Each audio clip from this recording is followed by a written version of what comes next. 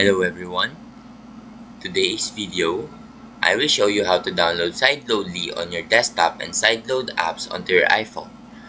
First, head over to the official SideLoadly website and download the app for your desktop. It is available for both Windows and Mac OS. Once the download is complete, run the installation file and follow the prompts to install SideLoadly on your computer. Now, connect your iPhone to your desktop via USB cable. Make sure your device is unlocked and trust the computer when prompted. Open SideLoadly and choose the app you want to sideload onto your iPhone. You will need the app's IPA file, which you can find online through trusted sources. Before sideloading, you will be prompted to enter your Apple ID. This is required to sign the app so it can be installed on your device.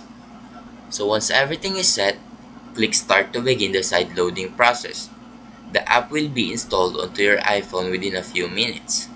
And that is how to sideload apps on your iPhone using SideLoadly. Now if you found this video helpful, please leave a like and subscribe.